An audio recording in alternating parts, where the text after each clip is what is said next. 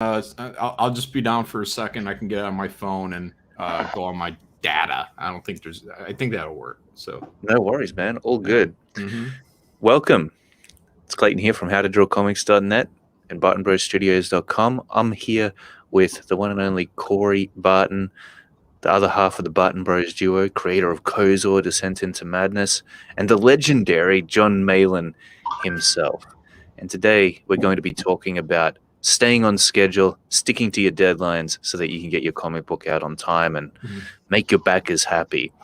And I specifically reached out to Jon to talk about this topic because he has a lot to say on the matter, likely due to the recent experiences he's had on his projects. So, if I can Jon, help, welcome. if I can help put this information on, let people learn from some of my own mistakes. I mean, management of your people, it's important, and the amount of time that it can cost you if they're out fucking around. Oh yeah, So you got to know when to properly step in and say enough is enough. So yeah. The backers are number one. You want your backers to stay happy. Everybody out there in chat, that's your number one priority for sure. Totally. And not everyone gets it. Like there's whatever it may be, prima donna attitudes, resentment attitudes. Artists tend to take their sweet fucking time.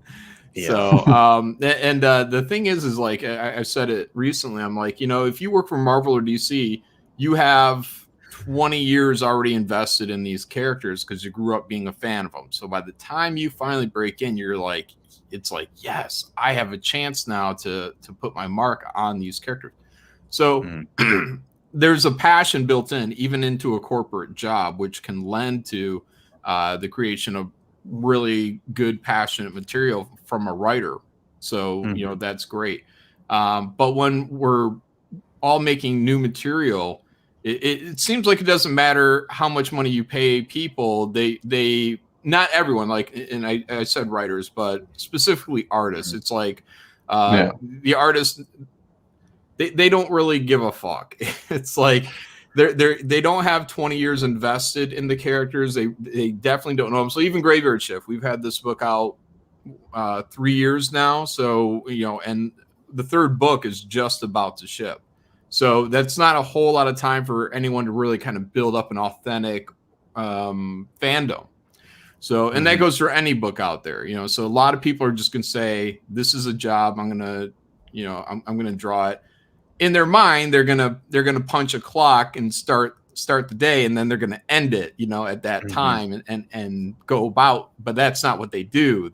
Like, that's what they'll tell themselves they're gonna do. Yeah, it's just a job. If it was just a job, these would all be done on time. So these guys sit around, they jerk off, they do whatever they can to wait to the very last minute. And they don't care about the consequences that it is, not just to you, because I think a lot of times it's more of a fuck you to you for their resentment for you hiring them, whereas they may feel they want to have been able to do this without you.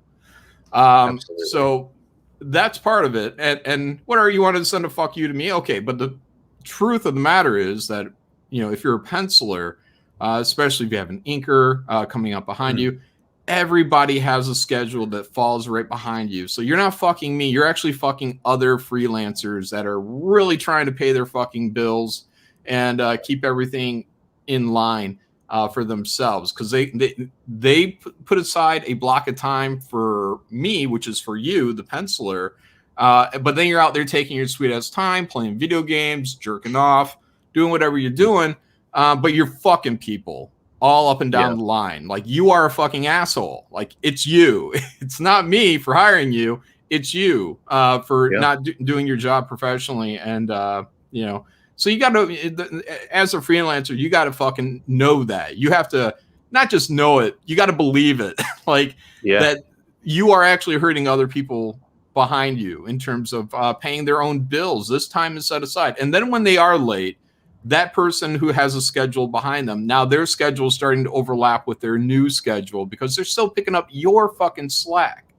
So that fucks everybody, and they're right down to the colorist, to the letterer, to the pre-production. Everybody has set aside time for you, the artist, to get your work done on schedule. So when you fuck that, you're fucking everybody down the line. You're making everybody's life more difficult, not just me. Yeah. So you think you're the man because you can make the person who commissions you wait. Well, no, you're not. You're fucking me. You're fucking the entire production line. And then you're also ultimately fucking the backers too. My backers, not your backers, my backers. So, the only sense it makes is its resentment. Right. So why people are so late. So some people actually will do that. They're being slow, not because they actually are just a slow artist and they're bad at handling their time, but sometimes because they actually resent the person who's hiring them, because they don't want to be doing what they're told, and they've got a bit of an ego about it. Yeah. So an example without names is like I had a project that should have took 3 months. And I didn't want to be the hammer, I didn't want to come out the gate and be like, I'm on your ass, motherfucker. So it's a 3-month project. And I say, take 6 months to do this project. And so here's the schedule, a long 6 time. months. This is comfortable. This is what you're going to need. Here's 6 months to do what should have took 3 months. Okay. 6 months. Got it. So, I had planned my entire year out. Like I worked and I felt so good about myself. I'm like, great, this thing everything's going to be so done so early, that I'm going to be able to print and fulfill early. And this year is going to be a home fucking run for me. Like that's how I felt, pat on the back. Like, yeah, you got everything in line. And in this instance, so far in advance that a hurricane, like a devastation could happen and it can still get picked up, because we're talking months and months and months and months left in the schedule before these things could even possibly be laid. So a 3-month project, give them 6, let them have all the time they need to do everything comfortably, live a stress-free life. But in the end, the deadline is creeping, the pages aren't coming in, and then you have to start contacting them and say, hey guys, are these happening? And your freelancer will always lie to you, and they'll say, yeah, I'll get these done, no problem. They won't. So there's a point, like you expect someone to be a little bit late, like there's a tolerance in a little bit late, but when your schedule is exactly what the person asked for, like, dude, just fucking do what you committed to. You're being paid for this. These aren't charitable works that people are asking for, but they're also paying for your best work. You'll find people do really great work on Twitter, but then you hire them out, and then it's just like, and like a fucking retarded version of them just put it out, and they're just trying to see what they can get away with. Like, oh, he's throwing money out. Fuck him. It'll pay my bill. Here you go. I don't care. I don't care about your return. So, but yeah, everything. But where does is that about, come from? That resentment. Like, why do I resent you? That one person is doing well when you feel, even though you haven't taken the steps to do well, that you should somehow have earned that. That's basically it. So. But yeah, so what I was saying was that 3-month deadline turned into a 6-month deadline. But in reality, it took 14 months for them to do it. And there's no excuse for that. There's zero. And those last, 6, 7, 8 months is me writing them, and it like, where are these pages? Why am I not getting weekly turnaround? What is going on? Where are they? Where's everything going? Guys, end of the month is coming. You'll have them at the end of the month. And people would tell me, I had several cases of this. So just in the last project. So it's like, where are my pages at? Well, I'll have it at the end of the month. This is, November, December, January, the same thing every month, February. Eventually I had to let someone go, and I barely could hold on to the other guy, other than the fact that it's like, look, my book is promoted with these names on it. I need to do my damnedest. And he's at least turning in something on a semi-regular basis, even though he did the same thing. Oh, January, end of February, end of March, end of April. Right. You know, and it's like, fuck, man. I don't know what the fuck is going on, because, you know, I'm offering huge bonuses, like, to these people, like, just very generous, and good page rates as well. But that's what I'm saying, is it doesn't matter how much money you offer people. They will still fuck you. So Totally. the lesson I learned on that is, you need to find out quickly that these guys are going to be fucking you. So instead of giving a 6-month deadline for a 3-month project and, hey, you know, just turn in so many each month, it needs to be every week, because you got to see when these pages are coming in, and that they are coming in. So if they miss a week, and like the minimum I want for anyone working on my books is 3 pages a week. So I'm like, 3 pages a week, every week. But that's like the thing. It's got to be every fucking week, and it's got to be fucking on time. If you can't, now there's different things, like you can be a hobbyist, you know, someone who works a regular job, and you just do this for fun. And it's like, all right, you know, on your own book, you can do this for fun all you want and take all the time you want and fuck all your backers all you want. But if you come over here and you say that you can do so many pages a week, I'm holding you to that. Like, you need to be able to do that. So, you know, I brought in, you know, people for 2 or 3 different things, like, and you know, I brought them right through the contract process. Like, everything's good to go. They sign it, and then it's like, oh, I can't do 3 pages. Like, really? What is wrong with you? Why couldn't they do 3 pages? Was it more than they thought that it would be, and they were just, I don't know, globe earthers, I guess, you know, and they think the earth is a globe.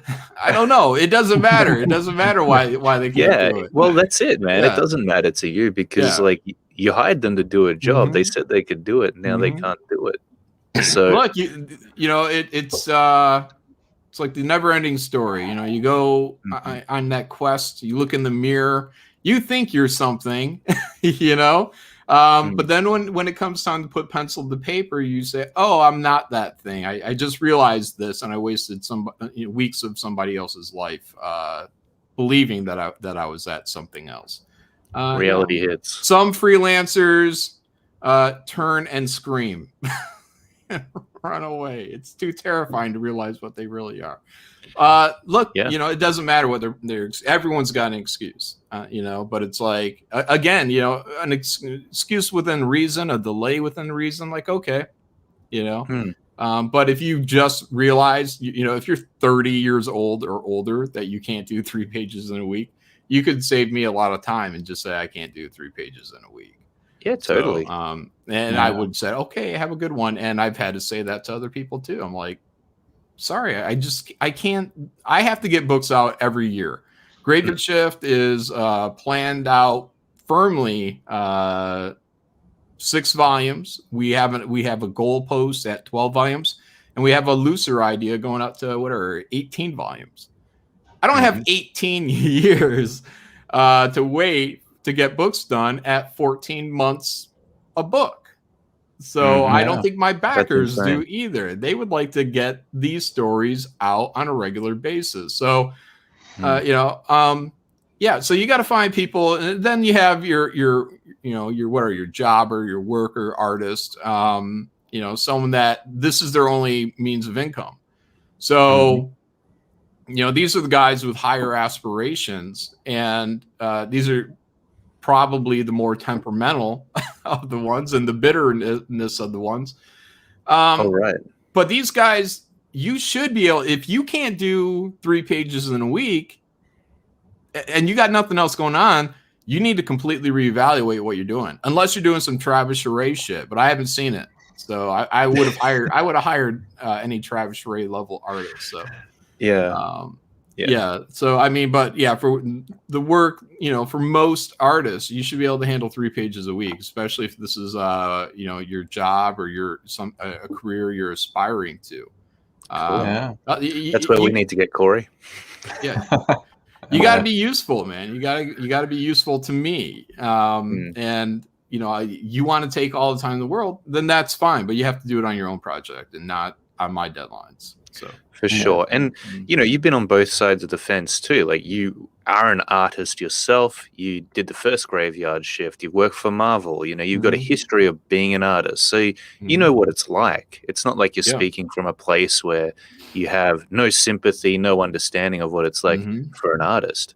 So, as someone who's been through it before, who did the job right, who has completed numerous comic books, what kind of mindset would you recommend? How should an artist think in order to stay on schedule, do a good job for the people employing them, and to really, hit a home run, make it the best possible artwork, regardless of the amount of money that you're being paid or you think you deserve to be paid? Yeah. Well, you have to understand you're part of a chain. That's part important. That having that understanding at its core, that other people are waiting behind you, and you have to give realistic deadlines. You also have to treat every job as if it is your last. Like, do your best, man. Don't phone this in and I'll get it on the next one. When I did a cover for Mandy, most people have seen my Super Dead cover for. I could have just shit it out. I could have just not cared about it, but I drew what I thought was a nice cover, and then I saw the whole thing through the coloring process and turned it out. And I'm like, I want to be sure that I give people something that is a return on their investment. If I'm a jobber, if I'm someone going from freelance to freelance, then I want to be able to make sure that I had a value to them other than just me walking away with money in my pocket. It's a responsibility. But for me, what I've always used to motivate me, I talked about this recently, is I have a bit of a mantra, which is when I find myself looking at Twitter too long, or just goofing off, I'm like, no one is going to help you. No one is going to draw this book for you. Your Twitter friends aren't going to come over here and rescue the day, So as fun as it is to get online and to chit chat or, whatever it is that's sucking up your time, be it talking politics, Biden, Trump, they're not going to draw your books for you. You gotta fucking turn on, you gotta know that it's you and that you're fucking up in a big way. And you got to start changing that shit. You got to put that responsibility on yourself to start tuning things out. Do you play video games? How about this? Stop. I used to, every time I found myself getting into video games, they were so fun.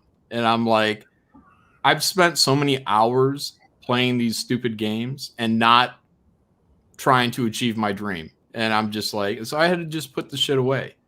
I'm like, I had like one of the PlayStations. I'm just like, I'm too old for this shit. Like, I'm too old and I'm not achieving my dreams, So it's got to go by the fucking wayside. Anything that doesn't matter, you got to get it the fuck out of your life. That's if you want to be, a jobber or someone eventually that is hiring people to do work for you. If you want to achieve huge sales numbers, you need to put your work out wherever you put it out, even if it's a smaller project. It's got to fucking shine. It's in a big way. For sure. Again, the amount of I see some people do work and I'm just like, wow, this is nice. I hire them and I'm like, So let me be clear. That's not always the case. Some people they meet that level. And, those are the people that I really kind of want to work with again or multiple times, just because it makes my life easier knowing that I can trust somebody that they're going to put the effort into the stuff. And then they get money. Like, that's how the whole thing works. Like, here's money. Give me something on a schedule. Like, it's not that hard, man. Absolutely.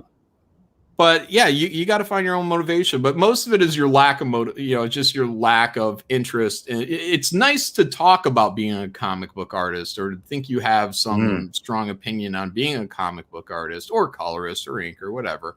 But primarily the delays are in the art, the line art department. So colorists, you can always bring in another guy. Inkers, you can always bring another guy if you wanted. I try not to do any of that.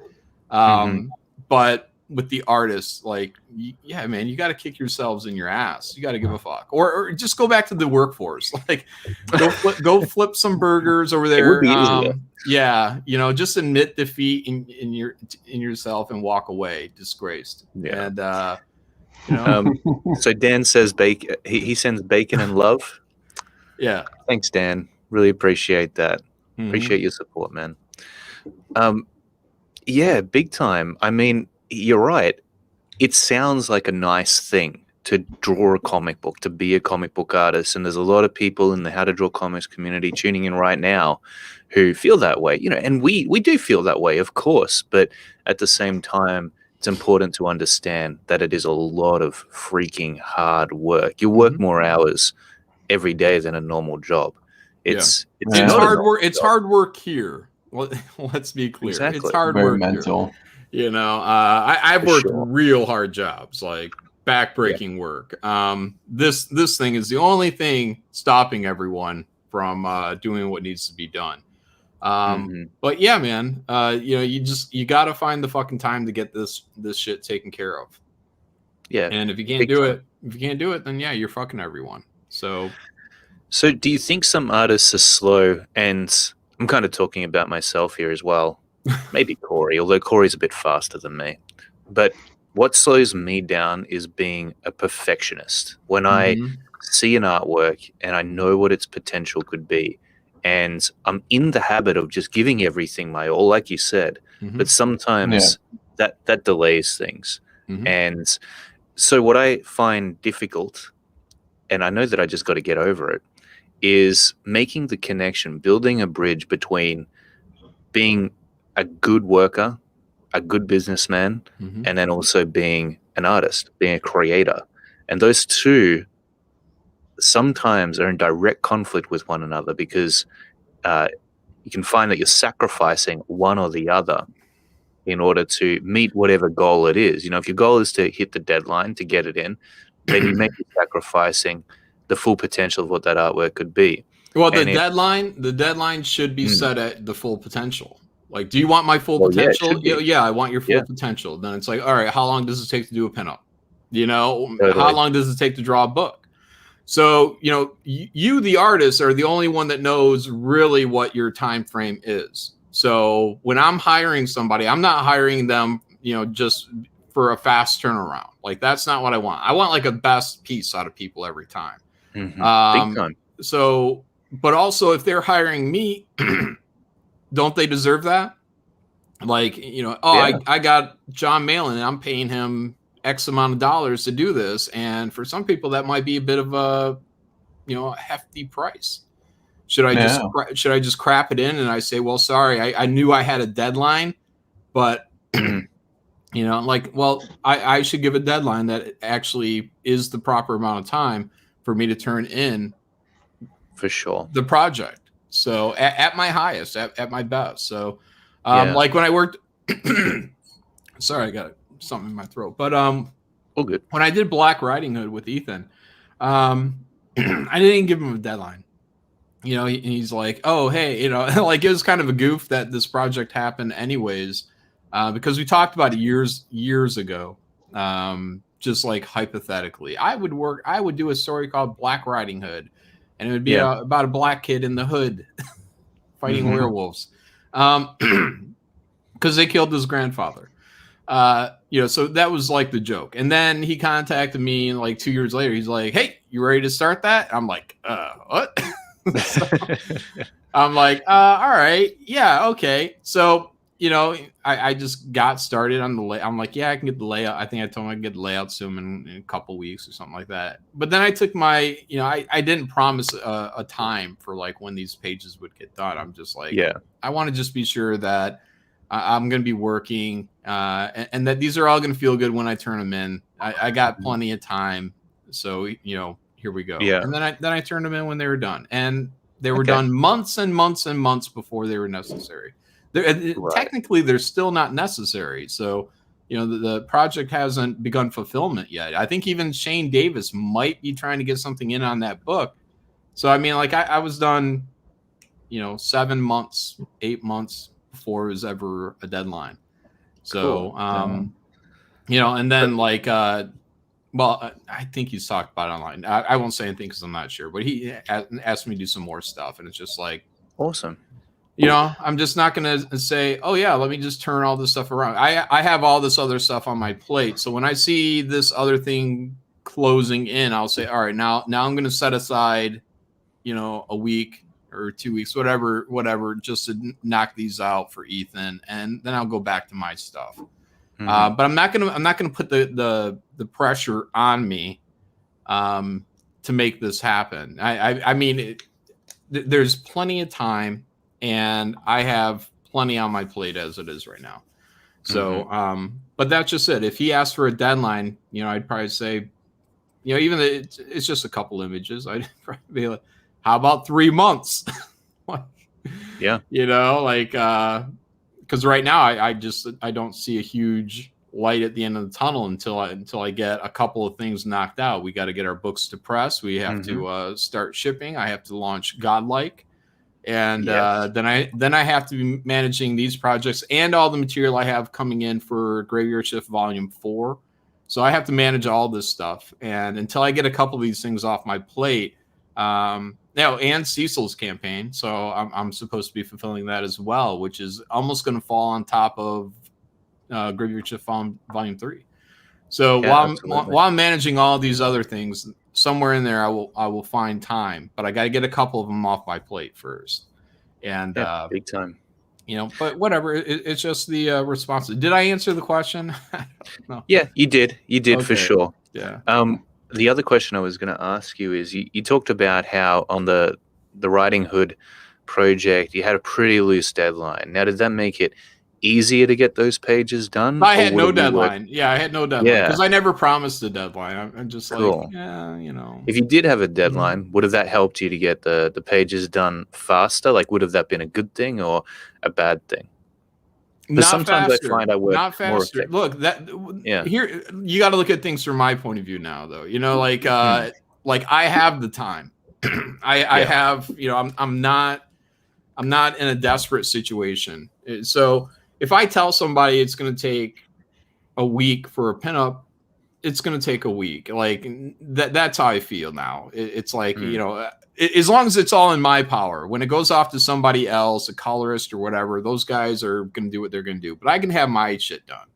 So, I'm just now in that position where I can just be like, everything is just going to be, in that time. And that's just it. And that's that.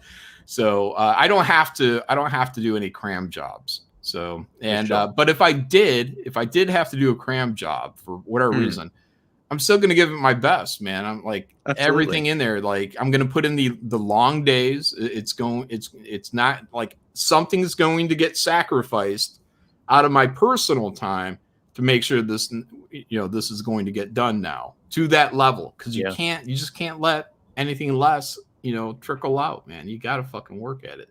For sure. Yeah. It's your brand. It's your brand. Every time your backers see you doing something for somebody else, they're like, "Oh, he's slipping." You don't want them. You don't want them to think you're slipping. So very, very true, man. Everything's super important. You got to be selective with any jobs that you decide to take on, especially if you're running a project 100%, because very quickly your schedule can get very, very filled up and everything just gets delayed. But the reason I bring that up is I found that I work very, very well when I'm hired by someone like you, John, and then I'm given a deadline. That just makes it easier for me to, for some reason, the accountability of having someone overlook what it is I'm doing, and them having certain expectations. It makes me work hard. It makes me get it in on time, especially if it's someone you respect. Like, you wouldn't want to fuck them over or anything like that. Wait a minute. Then why you say it takes so long on Koza, man? Because, dude, we're doing that as our own bosses, and so yeah, it's true. Even though we're held accountable to the backers, it's still not the same. It's still not the same. It would be so much easier if you were my boss, Corey. Like Koza, I'd say that's like a first thing out the gate thing. You have to learn. You have to learn what your real deadlines are. So what I would say on the next one is your responsibility would say, I know what our realistic deadlines are at this point, and we can't do it in this short amount of time. That's a good point. So you don't repeat the mistake, you fix the mistake, no. So big time. And I think you learn a lot on a first campaign for sure. Yeah. For example, I really don't want to have to put out a book again. Launch a book that's not done, and I mean like properly done. Well, that's a great idea, but the problem with that is the risk. Like, if you know how long it takes, right? If you know how long it takes to do the book, just do that, because that's the whole point of crowdfunding. It's true. So if you get yourself in a financial position where you can start to do the switch to where now you can start working in advance, that's great. I don't recommend anybody do that. Because you can learn in 5 pages how well your campaign's going to do. And, very true. You put 5 pages on a campaign, you say, oh, okay, this is doing really well. And then you start going on it, and you put that time frame out, whatever, a year, a page a week, and your 50-page book is done. So most people, be they hobbyists, jobbers, or whatever else they are, should be able to do a page a week. So absolutely, you may have to bat aside a couple of your cover offers or whatever else, anything that would be out there to distract you. But as a business operator, like that should be your primary goal. If all you can do is a page a week, and taking on one extra job is going to fuck that schedule up, then that other extra job's got to go bye-bye. I agree with you. I think at minimum a page a week is really good. I know you're asking for 3 pages a week, but if you can't do 3 pages a week, this is on your own do project. one. Yeah, this is on your own project. So anyone trying to do a page a week on me, they just won't. Not for any interior work. Sorry, I can't do 1 page. I need like 3 minimum, and then I got people fucking coming in late on 3. I'm like, what the fuck is going on with people, man? So, right. Yeah, for sure, man. It surprises me because I feel like, as I said, it's much easier to have someone there who's like, hey, get this thing into me at this time. But I've found as well, at least with me, you seem very good at predicting roughly how much time I need if I'm doing work for you. So I don't know if that's the same case for the other people you work with. If you kind of take a look at their work and then go, this should take them this amount of time. Because I got some people that went on deadline, like months later, right? Months ago, and they broke it, and then I hear something from them after a while. Oh yeah, dude, sorry, this slipped by, but I'm gonna have it next week, and then I don't hear from them again for a month. Oh, just got this done. I know those people can't do it. So there is different attitudes out there, isn't there? Like there have been people that I've reached out to. We agree that they're going to do something for one of our projects, and they're all good with it. But then I don't hear back from them for ages. And when I do hear back from them, it's like they hit me up about some other subject or conversation. I'm like, so is that cover still happening, or is that pinup still happening? They're smooth talking, yeah. And then I'm like, oh well, it's okay. Like, but I have started. I try to do what you suggested, which is, hey, how much time do you feel you'll need on a page? And then I go, all right. Do you think you could get that to me once a week or whatever? And usually, if they have a good work ethic, if they're on point, they'll hand it in. But the risk is always there. I think for someone who's in a position like you, John, it's got to be nerve-wracking each and every day, because at any one point in time, somebody from your team could just decide to disappear, bail on the project, and screw things up. And you have very little control over that. Yep. Which sucks. Yeah, you can't beat them. Yeah. You can't beat them. They can just disappear because it's the internet, right? That's right. Yeah, people can just walk away. So that's also why, having more discipline on the scheduling is important. Like that 3 pages a week, because if they ideally you're going to start to see them falling apart before they completely fade out. Totally. Mm-hmm. Oh, but like pinup deadlines, I have 30 days. Normally like on the swimsuit stuff, for the most part, I just told people 30 days. That's my deadline. That's what I need to buy. They say yay or nay. Almost everyone said yeah, so 30 days for a pinup. I feel like I'm just getting to the point that where, again, because now I can start working ahead on things, and this bottleneck situation is all about to clear up. Like I just want to be able to get things done especially with graveyard shift materials, much further in advance. And Godlike is going to be a little bit more crunch time, just trying to get things ready for the campaign, whatever. But like trading cards, like those are things I kind of waited until, obviously after the crowd funds were done and the money were in the bank and all that stuff.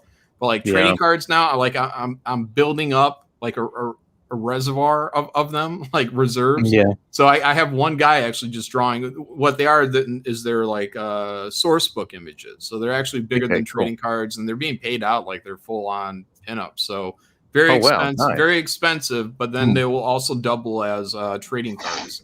So, but what my idea on that was, I was like, do a source book and maybe try to see if I can get all these images in there, and then put little sleeves in there too, to where everyone could slide their cards in, and then you have the source book, and then over the next 2 years, you should be able to fill the source book up with all the cards. So, but yeah, being able to work ahead now is really where it's at. But still, like, even when I was hitting people up for swimsuit things last year, because I started last year just randomly, hey, can you do one? I would still tell people, for the most part, deadline 30 days. Even though this thing wasn't coming out till next year, it's like you can't just give people the wide open. Not when you don't know them, when you don't know their work ethics, abilities, and things like that. You'd be like, hey, 30 days. So. I do. I remember asking you about this, and you said it's much better to get them to hand something in on a weekly basis rather than leaving it months and months and just expecting that they're going to hand you 50 pages after all that time. Yeah, I really do agree, because I know as an artist it's difficult to work that way. When you've got all the time in the world and you don't have to hand anything in on a regular basis, I mean, you can just a whole day you can just, you know what, I'm just going to take today off. No worries. Yeah, and then they take another day off and another day off and another day off, and it adds up. It's habits. So, if people get in the habit of not drawing during the day, that's what they'll do. They'll continue that habit, and then they have to break that habit right at crunch time for the deadline. Then they turn their life miserable. They turn the person who hired them, they make their life miserable and stressful. And again, everybody in that chain is fucking just they're dying. Getting screwed over. Yeah, so it's better to be in the habit of working and turning, hey, I got to be sure I get 3 pages done every week. So you have to at least hit that weekly deadline. So hopefully by the time you get to the end of the project, it's still roughly on time. But you gotta be strict. Like, I encourage everyone, guys, especially if people are being paid what they fucking want to be paid. If you're giving them that fucking money, 3 pages a week or whatever it is, you need to be sure they're doing that. If they're a day late, that's late, and that's worthy of a conversation. Hey, just be sure you get these in on time. Even if you got to tell them that 10 fucking times, at least they know that you're paying attention. And I think that's important. Because if you don't have that email exchange, they say, "Oh, I guess he doesn't care as much right now." That's very true. So, you got to let people know. But also, like, I have bonuses put into performance. Like, awesome. The more people make, like, if they're drawing my interiors, if they're missing deadlines, it actually says your bonus is decided by your deadline. So you maybe feel like you're getting one over on me in the short term, but in the long term, when it's Christmas time and you're hoping for a nice Christmas bonus, I got your ass. So, so, you may be giving me an ulcer now, but when you're like, God, I wish I could have something more for my family. And damn, if I would have just been professional, I guess I would have got a nice fat bonus from Jon right about now. And now I'm not getting anything. So, another lesson learned, guys. Don't just hand out bonuses in a contract. Don't be like, hey, for as much as we make, you're going to get paid this regardless. No, it should be dependent. It should be decided by you on, one, how timely they are, and two, how well they are to get along with while you're in a work process. So if there's someone that's fighting you along the way and shit like that, then you still have that bonus.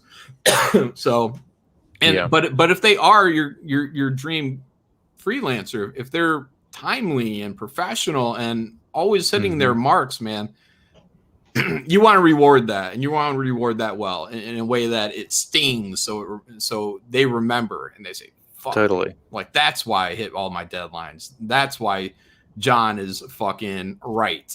Because hard work. Here's a bonus. I don't have to pay anybody a bonus. I don't have to give anyone a fucking dime, but I'm offering bonuses to say, make this easier on me. You will be rewarded. Isn't that what all this is about? Reward. It's for sure. Me paying you doing a job. So that's exactly what it's about, man. And I like that you use those bonuses as just an extra incentive, even though it's not required. It's still something which does help to move things along. It's that extra little, kick that the artist has in order to get them sitting down and working each and every day. I think that's awesome. Yeah, but again, that large amount, it doesn't always solve the issue. So, but again, excuse me, damn, this cough. So good, man. Being able to work ahead is a huge advantage, because when you have everything done before the campaign, again, you can find out who's fucking you, and you can just say, I'm done with you. Bye.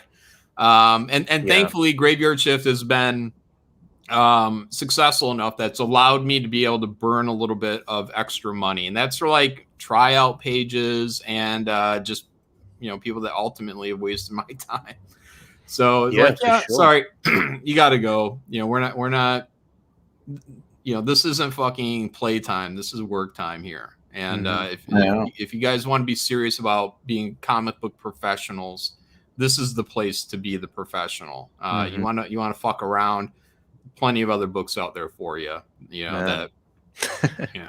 So. You're such a boss, Jon.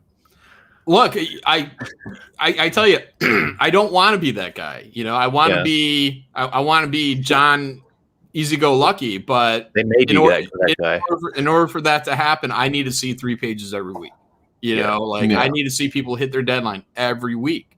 And some may, others may not. And then it's like, I have to become the bad guy. Like, I have to go out there and make sure I'm cracking someone weekly to make sure all this stuff is going on. Now, if that wasn't the case, again, I'm going to try to be as nice and polite as I can. But I got to stay on top of the situation because, like I said, as I learned, you can give people 6 months to do a 3-month job, and it will take them 14 months to do it. So, and that's 8 months of me now having to ride their ass all the way to the finish line. So that's a hard lesson. And then, there's a bonus in there too. And like I said, I've learned now, don't build your bonus in, because I've rewarded I've rewarded that person significantly, and they didn't earn a penny of it. So Dude, that sucks. yeah. So that's why I say don't just build in a guaranteed bonus for how much you raise. Yeah. It needs to be up to you at your discretion. So if you think they do well, you just give them whatever you think they're worth. For sure. I think it's interesting this whole mindset situation that different artists have. So, you are going to get those out there who want to keep it professional, who want to do their very best work and meet those deadlines, not just to satisfy the people that they're working with, but also to satisfy themselves. Like, it's actually important to them that they do their best work and hand it in on time for their own sense of self-worth to an extent.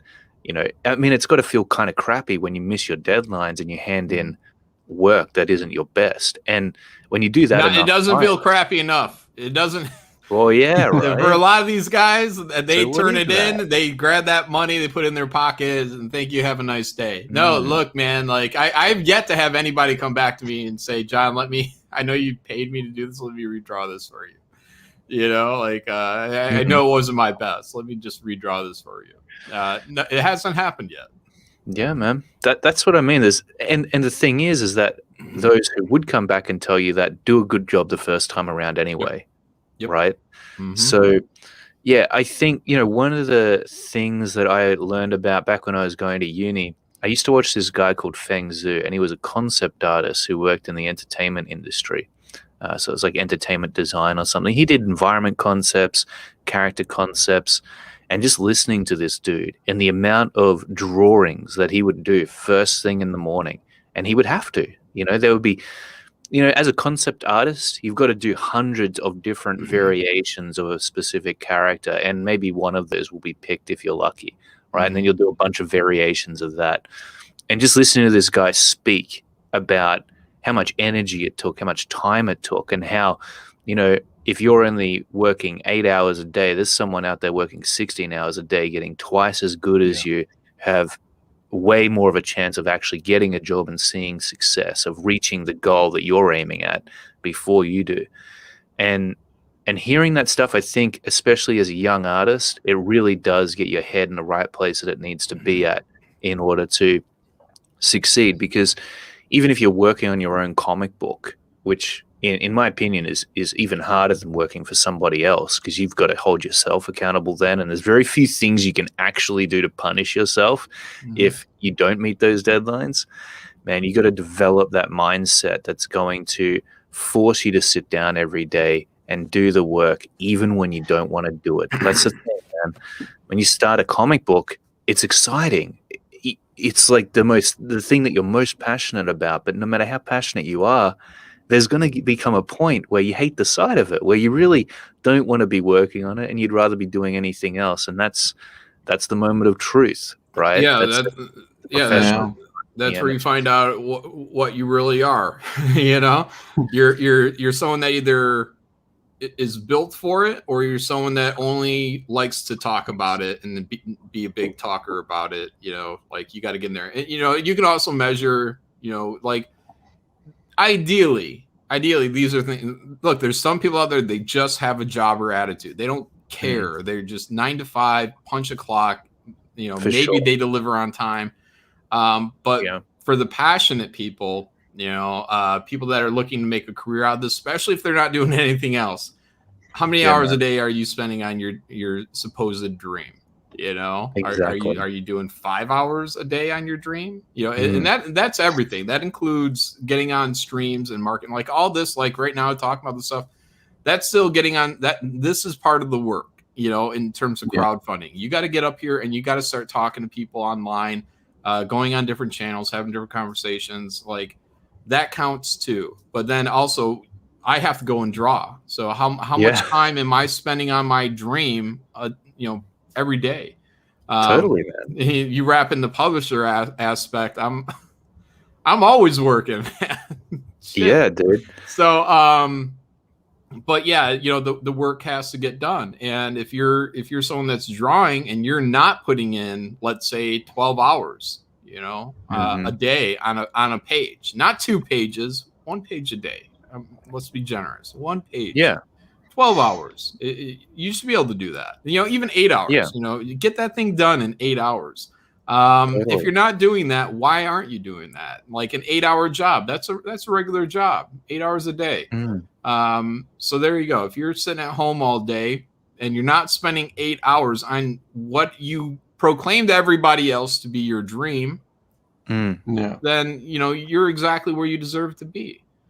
So yeah, very few people actually end up seeing success, end up fulfilling their dreams, who just aren't willing to put in the work. There's no real shortcuts at all. You've got to make sure that you're shaping your mind into an ironclad force to be reckoned with, that, as I said, is going to push you to sit down and do the work. And even like being in a conversation like this is really inspiring, because it makes me go, damn, you know what? One of my focuses needs to be actually getting this shit done faster, while also maintaining the quality somehow, whether it be modifying my style or whatever it is. And that's probably a good challenge for every artist watching right now, is challenge yourself to get your work done in a reasonable amount of time, a day, 2 days, a page, and actually do it to a very high level of quality. Do what needs to be done in order to achieve that, because that should be the number one goal. It's going to take you so far. Time management, guys. Time management, right? Figure out what your true time is and set your deadlines along that line. Just moving forward on everything with Graveyard Shift and all that. Now I'm at a position where I can watch people fall behind and I can cut them loose. But not absent of that, like that's really hard to get to. Like doing that flip that we did on our last big campaign. We had a stretch goal. It was like 260, and it's like, hey, if we hit 260, we're going to produce everything in advance. So that's like a ton of what could have been profit, and then we had to shove that forward. So that's what is kind of required to do that switch. Godlike is not going to be at that point for a while, but once you can get there, ideally everything should be a little bit smoother. You may have to hire and fire people a little bit quicker, but hopefully you can find people that you trust, and then you can move forward with them. Life should be easier. I'm still on crunch mode, but that's because I'm still I'm in that transition still, trying to get volume 3 done. The delay was so long that we're tripping over volume 4 at the same time, and then also trying to get Godlike out the door or started. Yeah, totally. So speaking of Godlike, it's very interesting, because are you going to be illustrating Godlike yourself, like the interiors, the cover? Yeah. So writing and drawing it. Right. Coloring and drawing it. No, writing and drawing. Oh, writing and drawing. Yeah, I won't of be course. coloring it. Yeah. So what kind of approach are you going to take to that? Because you'll likely be managing your other projects and the various artists and people who are involved with them, doing the streams, which you're so good at, and at the same time actually drawing a comic book. Yeah. So I mean, are you nervous about that at all? Do you feel like you're going to have it handled? No worries. I think I'm in good shape for it. So, couple of reasons. My main goal in this is, like I said, in 52 weeks, you can do 52 pages. So that's like my borderline page a week. Now that's because I'm not a jobber. I'm not a hobbyist. I'm in a position where I can do this. So, so I'm going to draw this thing 1 page per week. Like that's my own personal goal. And what that would be is me sitting down for maybe 2-3 hours a day, kind of focusing on a panel or even just the design of the page. And then kind of by the end of the week, I have it knocked out. So small chunks of time in order to take care of this, because I still need to stream. I still have to manage all these other things, all these other projects going on. So that's my schedule. But best work, like absolute best work.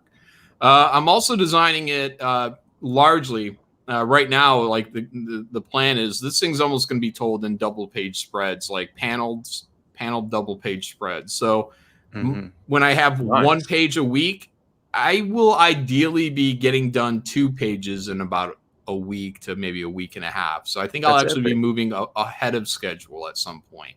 But this is all designed again, know what's real. So this is all designed knowing that I have to manage and fire and hire other people for graveyard shift materials and even what will be, Project Thunder Godlike materials too. Yeah. So all that takes time, but 1 page a week, like that's a commitment that is perfectly sane and reasonable, at least to get this first one done. And also like, once I'm out of this kind of typhoon of things going on right now, it'll all smooth out by the end of the year. And that'll give me more opportunity to keep going ahead. But then ideally, if Godlike does very well, it's only planned to be a 30 and 30 campaign, like I do with Graveyard Ship. Maybe we do $100,000.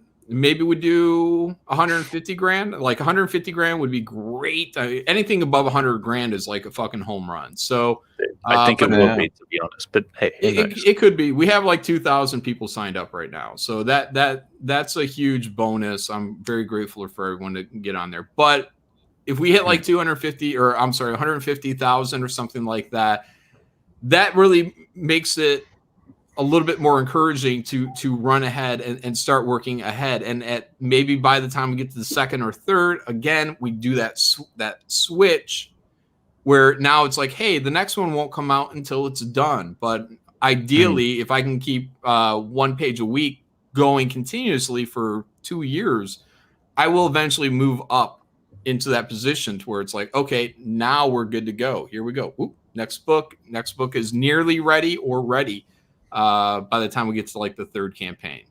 So absolutely. And then we can start doing a little bit more risky, like, hey, we're going to do everything in advance. So again, that kind of involves hiring and firing people and dealing with deadlines. So I'm doubling my workload regardless as like a publisher by bringing on Godlike, because it still is planning to have supplemental with it, and probably Visions too is what I'm kind of settling on right now. For sure. So lots to focus on. Do you find that difficult, having your focus split between so many different things? Only when people are fucking me. Yeah, like sometimes you shouldn't have to worry about that people that you're hiring. Like that should just be like clockwork. They should be handing in work. You don't have to worry about it ideally. Yeah, but I had to hire a lot of people to find out who the good people are. So, once you know who the good people are and who you can trust and come back to for follow-up work, like that's great. The main thing is just, again, I'm in the typhoon of shit. So I'm kind of playing catch up, but I'm at the last phase of I hope in my life of doing this much shit in such a short amount of time. But look, ideally what would have happened was Graveyard Shift Volume 3 would have printed and shipped before the end of the year last year. And Godlike would have been finished with development probably in February, because I just would have only been focused on that. And then we would have launched probably by April, probably May at the latest. So, but here we are, we're in July. And because of my commitment to not launching this until Graveyard Shift Volume 3 launches, we could be looking at, I don't know, July 23rd ish before we ship the first package. So absolutely, it's gonna be a process. But once I'm out of this, man, I really feel like I'm heading in the direction where it's going to be a lot easier. If people are doing work on time, it can be a pleasure even. Absolutely, man. So, it should be exciting. Yeah. When my Dropbox folder was filling up with all this swimsuit stuff, I'm like, great. Like, this is awesome. People are turning stuff in on time. I don't think everyone did their absolute best, but, I'm like, okay, all right, here we go. Then the colors and everything. So, right now in my Dropbox, like, we extended the swimsuit issue to 50 pages. Like, that was one of the stretch goals on there. So it That's was amazing. 40. We extended to 50. Right now in my Dropbox, I have 52 pages of swimsuit art. And then that's not even counting the fan art. The fan art is probably, I don't know, depending on how the guy our pre-press guy lays it out, that could be 4 more pages. We got a lot, like a lot of fan art. Oh, if anyone watching, if you haven't did any fan art for the Lilith swimsuit, just has to be Lilith in a swimsuit. Anything you want to do, there's no restriction on you guys, as long as it's not porn. Or any other any other IPs in there that we're gonna get sued for. But you guys have till Sunday to turn in any fan art, and it'll get published. So. That's really awesome. So, yeah, you're streamlining your process. You're doing that right now by the sounds of it, where you're looking at, especially with the swimsuit editions, the Visions series, where you're reaching out to a bunch of different artists. You're giving them deadlines, and you're seeing who is going to do the best work and also get the stuff in on time. Mm-hmm. You're experiencing and exposing yourself to a lot of different artists right now, people who could potentially jump onto future projects. I think that's such a smart decision. Everything is a tryout. Yeah, everything is a tryout. So, yeah, again, like, there's always the double purpose of, I want to see how people react and how they interact, and what their time situations are. Some people are completely a pleasure to work with, but they may not be at like that real fire level right now. Totally. And other people are, like, I've used you as an example, Clayton, because you do the work, you show all these, like, I'm not saying people have to show me all their progress or anything like that, but you do, like, you had options for me. I'm like, whoa, choices. Look at these choices. So, and I really appreciated that. So, awesome. I came back to Clayton, for another piece. So, everyone will be seeing that hopefully in a few weeks. We'll see. So, but, yeah, for sure. Yeah, man. Like, but that's just it. Like, Clayton's a great example of someone that does the work. He's not difficult to work with. We did a little bit of chit chat back and forth on what way we wanted to go, and that was it, man. Yeah. So yeah, for sure.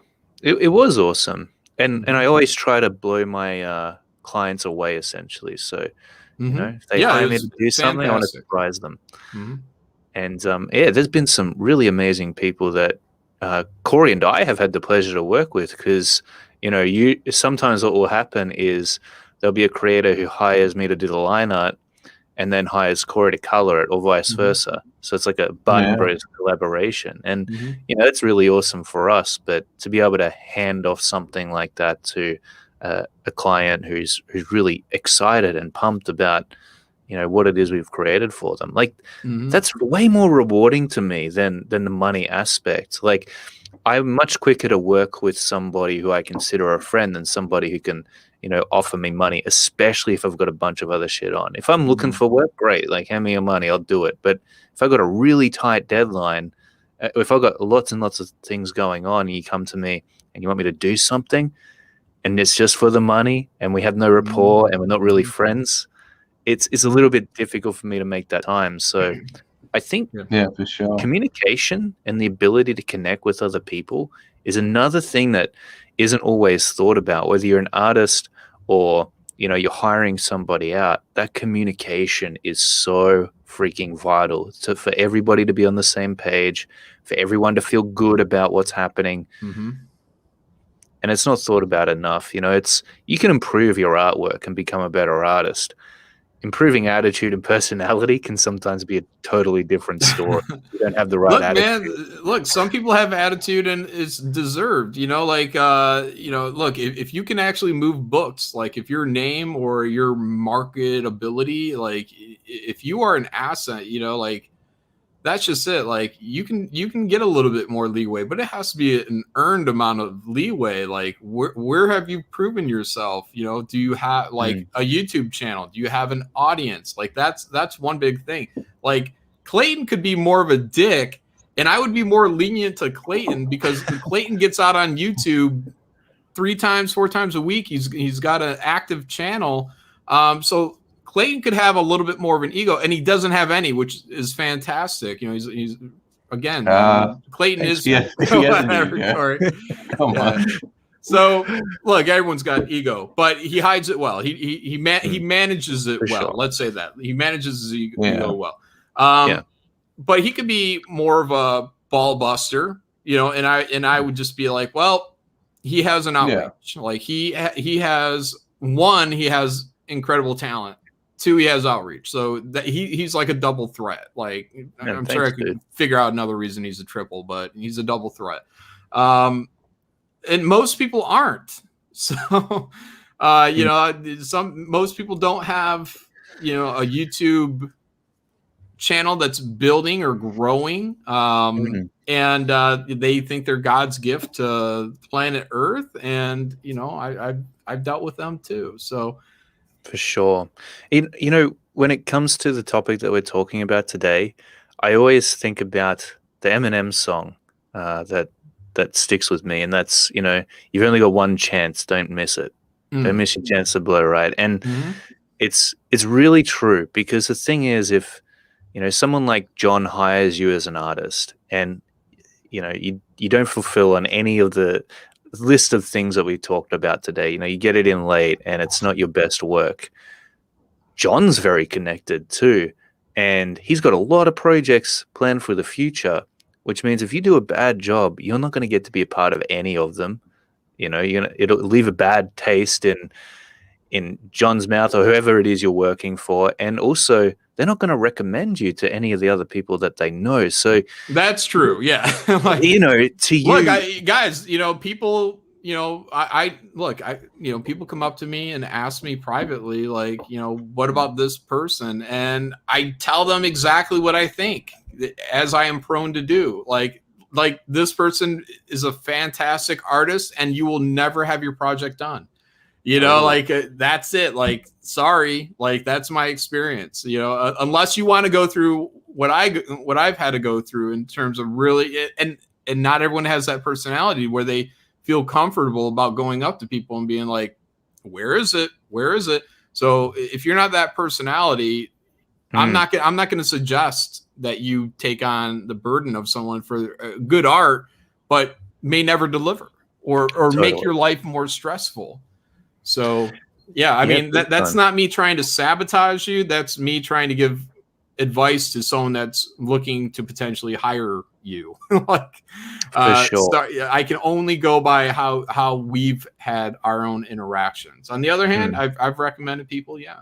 So, people that have done good jobs. Yeah. If you do a good job, you want people to be saying nice things when the job is done. If you're talked about, you want it to be in a good, positive light, hopefully. Some people might resent you or be angry at you for some other reason that's not related to your work. Maybe there's a personality clash or something, but when it comes to your work, you will not get to a level where you're hiring multiple people and everyone's going to like you. Exactly. The differences in personalities are so broad. Like, you can talk to one person one way and it's perfectly fine. You talk to someone else the exact same way and they take it as in the hugest insult they've ever had in their life. So you are not going to be able to go through here and manage all these different personalities to where everyone's going to walk away happy. So, there is one personality that, really matters. Mine. Yes. I'm the commissioner. I'm the one, that thankfully, my backers have provided money and I'm trying to get them good quality in exchange for that money. So, for sure, and that's something I wish I could go through and be very nice and very kind to everybody. But also that shows a bit of weakness too. And there are artists out there that are out to take advantage of that. Oh, Jon's a nice guy. Let's fuck him. So, he's not going to mind if I'm late and then late becomes later and late becomes even later. And until eventually what they do is they turn you into the bad guy because now you have to start, hey, what's going on? Man, Jon's a fucking asshole, dude. Yeah. He's all over my fucking ass. And then they're like, I'm going to be later now. But it's not because I'm a lazy bum. It's because Jon's a fucking asshole. He won't get off my fucking ass. So you're not going to escape that. It's like if you want like that clean, just everything's going to be nice. What was it? Flash said sunshine, rainbows, la la. Happy. Yeah, lollipops and rainbows. Yeah, like yeah, you're not going to get it. Not if you're out in a hiring position and you're trying to expand your company by bringing in other freelancers. Yeah, for sure, man. And sometimes even when people do a good job, I'm just kind of quick about it because I'm like, here's one problem solved. What's my next problem? I'm going over here. It's just like you don't have time to really express to everyone how grateful you are. So you hope that the money is kind of taking care of that, but it's not going to always. It's going to be like, there wasn't enough communication. He didn't write me enough. There wasn't a love letter from John. But whatever. You got if you want to get into the position where you can actually start hiring people out, you just have to know that there are people that are going to hate your fucking guts just merely for the fact that you offered them work. Yeah, I think that, I was talking more about, if you're the artist, like make sure that when people talk about you, even no matter what your personality is, at least your artwork is handed in on time and it's good. But what you're talking about is so true as well. I think anybody in a higher position is oftentimes going to be hated on. I am a pretty, I try to make I'm fairly conflict avoidant. So I try to, make as little conflict as possible. But even still, sometimes people just hate me for no reason, whether it's because of the How to Draw Comics stuff or the Kozor stuff. But it's like, I think when someone's above you and they're succeeding and that kind of thing, it can make you kind of feel shitty if you're not doing the same stuff, because it reminds you of, oh shit, like they're putting in 100%. I could be putting in 100% and I'm not. So I hate them. Right. And so, people hate to see other people succeed sometimes. And back to the value of a person, right? Like I'm talking like the capital value, like the financial value of people. Obviously people have worth and all that, everyone, there's a human in everyone. But the value of a person. So you can be a big shit talking artist and whatnot and talk yourself right out of a job. It's been done. But look, man, like, again, what is your value? What is your value? Like the quality I expect that because that's the only reason I'm talking to you, because I saw your Twitter or something like that. And I expect that. Like, that's what I want I want what you have on your Twitter. I want your best fucking work. And that should always be the default. Other than that, it's like, like I said, what is your value in terms of what have you done for building up a YouTube channel? Do people even know who you are? Like what is your worth there? And, look, man, I think Mandy Summers was streaming today and I was like, oh, okay, Mandy's streaming. So I just popped in there for a second. She's doing her, hey y'all, Yeah, totally. But I'm like, I looked at her sub count. I was like, God damn, she's got like 5,000 subs. I'm like, Mandy Summers has more internet value than most writers and a lot of these artists. Like, she's starting to kick ass. I'm like I got like 8,000. She's got like 5,000. She's right on my fucking heels. So amazing, Mandy is someone that's been playing the game pretty well. So, but look, I mean, and she writes. So again, she goes out there, she talks about her project. So Mandy Summers has probably more value than a lot of writers out there. Most writers out there. If you're a writer and you don't have 5,000 subs, Mandy is probably going to get a job from me before you would, and it's because of her ability to go out there and market. So, I can get like supplemental stuff. These aren't like meant to be like these huge masterpieces. It's meant to say, hey, here's some added information about what's going on with some of these characters and some of this story with the main book. But like it would be more valuable to me to hire Mandy because she's got 5,000 subs. She gets out there and keeps talking about her stuff and get a story that, look, I also function as an editor. So I could develop a story with Mandy. And if I felt like she needed to be helped along with her, I can make sure that thing is fucking a fucking diamond by the time it's done for what you can fit in like 20 pages. You know what I mean? Yeah. But she's got more value. Like Mandy could get a higher page rate from me than someone who writes very well, but no one knows who the fuck they are. 5,000 subs, like that's no joke. 5,000, that's a good fucking number. So yeah, that's an amazing number. But like you said, man, she puts in the work.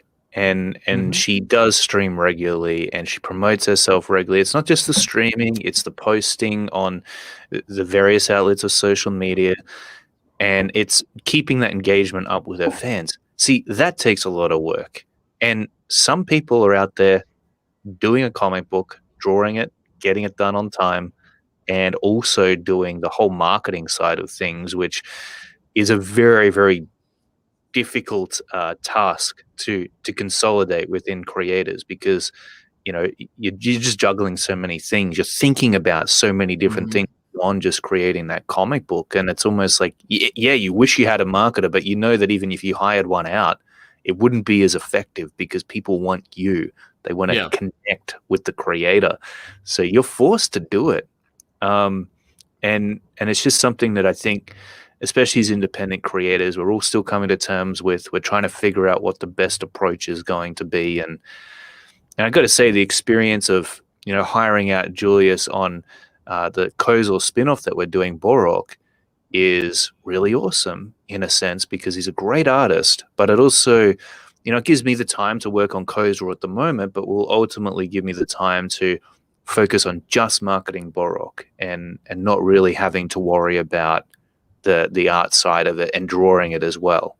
I'll probably be drawing another book at that stage, but still, it's very interesting to, as a creator who's trying to do all of this on their own. And you spoke about it earlier today, where you were talking about just getting that pre-press stuff done and then getting it set up to the printers, making sure everything is in check each step of the way. It's a monumental task where if you're just being hired as a freelancer and you've just got to draw the book, and once it's drawn, you can forget about it. It's a very different experience. Yeah, man. Like, not everyone's built, to take on the burden of the full thing. So, it's hardcore. Again, like you gotta become thick-skinned. You got to be a bit blunt at times, and just to keep everything going. And look, if everything was rolling nice and smooth, and again, I feel I just want to keep reiterating, I feel like I'm in the end of the typhoon right now. A big fucking delay.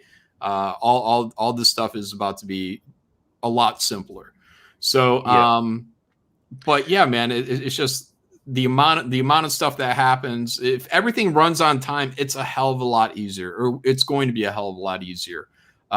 It's just that when you're dealing with these things and you're unprepared for the extent that somebody can fuck you over. Like that thing was like a big wake up call, because I was like, okay, like, all right, I see what's going on here now, guys.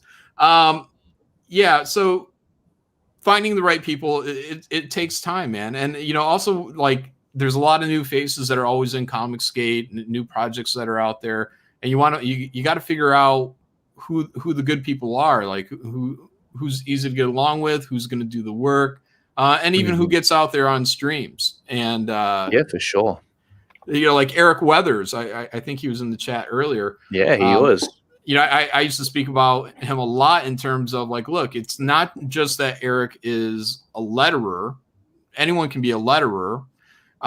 It's that Eric gets out on streams and he talks about his projects, and I'm sure from time to time he drops in a Graveyard Shift mention. But also, he's a creative person. He draws, he works in the writing. When we are going over dialogue, some of the dialogue in like Graveyard Shift is a line that Eric blurts out while we're going over the stuff.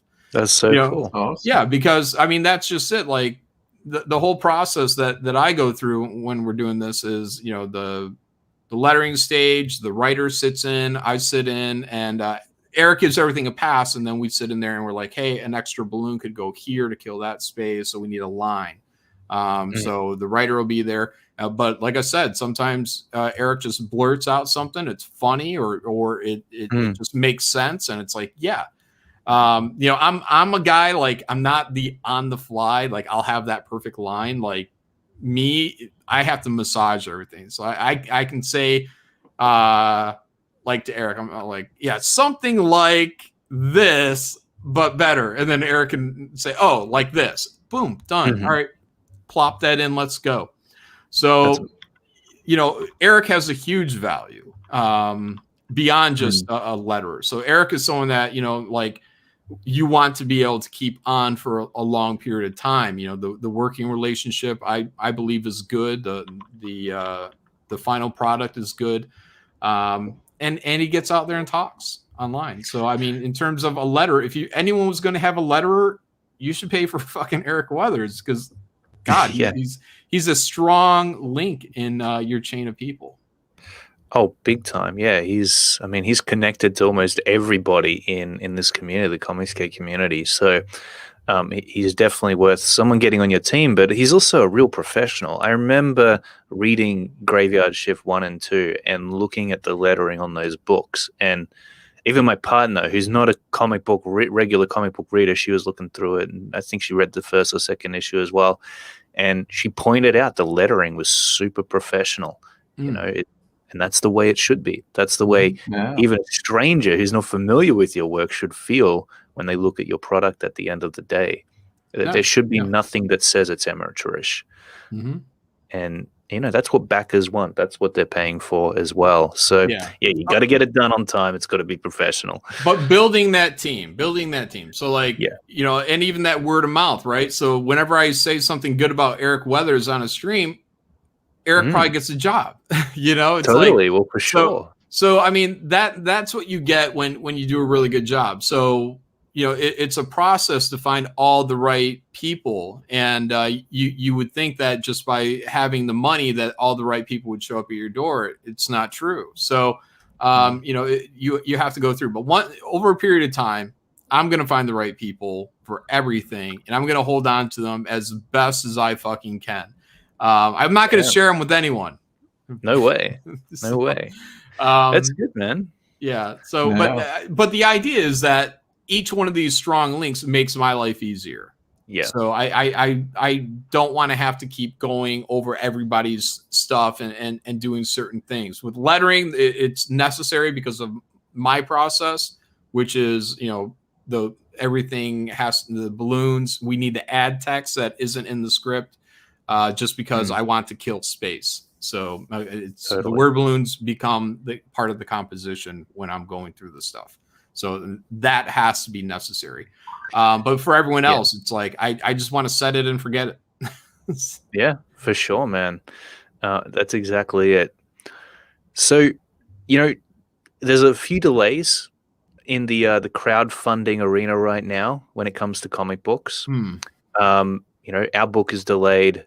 Almost everybody is delayed. Do you think that this is a giant learning curve for most of us? You've talked about how much you're learning through the process of getting a new team on board for Graveyard Shift 3, managing them, and the various changes you're going to make later on. Do you feel like in the next wave of sequels or comic books that get released by creators who are doing it for the second or third time around, that things will be a little bit more on track schedule-wise, that they'll be able to meet their deadlines a little bit easier because they figured out how to do it and what was going wrong the first time around? Yes, I still think that. But with that said, that's what I thought when I was patting myself on the back for all my great planning the last time. I'm like, I planned for everything. This is going to be smooth sailing. I'm going to have this done so quick. It's gonna be done so quick, so beautiful. Yeah. And then I learned the other side, which is people can't be trusted. Well, it was your first time getting another group of people on board to do your comic book, so you're kind of depending on them now. You don't have that in every way, shape, in every way, shape, and form, because I wasn't drawing the main book, but I wasn't drawing supplemental before that. So, but that was always shorter things. But that was a lesson too, because I always figure 20 pages like that should be easy as fuck. Oh, you need 6 months for that? Okay, all right. And then that even became its own fiasco. So yeah, you don't realize to what extent people can fuck you, and that's what I'm saying is like when you're working, when you can't work ahead of a campaign, you're kind of held by the balls of these people to a certain extent because you've promoted with their names on the project, and now you're like, I just want to give the customers what I promised them. Like I didn't understand the extent that people will go to drag your project. So yeah, and I think that's it's almost like they're not doing it on purpose, but they're not aware that they're having such a drag on the project. That they're just, it doesn't seem to be within their conscious thought that, hey, if I'm screwing up right now, it means that I'm screwing over a bunch of other people who are involved. No, I think they know. I think they recognize it and they turn off that part that cares. Yeah, they don't care. So, yeah, you're so right about that. They know. They 100% know. They just, I'm just not going to care about it is what I'm going to do. I'm going to make John the bad guy for asking for these pages over and over again. Time. So, what was that Vanessa asked something about late? Someone's 9 months late. Yeah, so Vanessa said, so are we okay that a book that was sold as completed is delayed for 9 months? Asking for a friend. Oh, if a book is completed and sold as completed and it's been delayed 9 months, well, I guess what is the point for the 9 months? It's not good. Weird. It's not good, guys. No. Look, we are so blessed to have what we have right now in terms of this organized fandom. What does it take to keep all this together? This stuff can all fall apart like that. There's nothing written. There's nothing written that says people are going to be here for the long haul. If your stuff is done, put it out. It's that easy, man. Just put it out. What would be the problem? I understand. She's probably talking about your boy. I love your boy. Like we started this gangsta shit. So I don't know what's going on with him, and I hope he figures it out. But I do know there are rumblings in fandom, the CG fandom, and they're like, what's going on? And they don't feel that his answers have been suitable. And I understand that. Look, customers got to be, at least you have to make them feel like they're being respected and not being written off in terms of what their complaints are. For sure. Again, all this is very delicate. We don't want this. It took a nuclear bomb to go off to form this, to form the publishing end of Comicsgate. But look, man, if people, especially people that are the drum beaters, are doing something like that, it's not good for business. It's not like goodwill. Like Comicsgate is formed and people are here on goodwill. Like. And if you start turning them off, and if I start making excuses for people that are turning them off because I like them, then that starts turning people off from me as well. It's not good business. So, I hope that everyone is, if your books are done, just fucking print them and put them out as promised. It's not a trick question. It's not multiple choice. Like, just fucking do it. So, absolutely. I think just acknowledge your fans, keep in touch with them. If they are, if they're worried or concerned about how a book is going and they're asking where it is, like, actually address it. Like, don't just ignore them. Explain what's happening with the project. Yeah, things change along the way. I mean, it's happened with Kozor, it's happened with Bancroft's book, where those books that are sold as mostly being done. But for first time campaigns, guys, I'll give a lot more benefit of the doubt on that because people don't understand. Like you don't know what your true speeds are going to be in the processes and how much time it takes to get online. But beyond that, like, I'm still learning. Man, absolutely. But that's I'm learning like from a new perspective now of, just dealing with all these different personality types and the extent that they can go to delay your project. But on a smaller scale, when it's a mom and a pop project, like it's you and an artist, whatever, like that should be a lot more manageable. But the first one, I'll give you the break. The second one, then you're fair to criticize. Like, let people know what's going on. Let them, just keep them informed, and apologize. And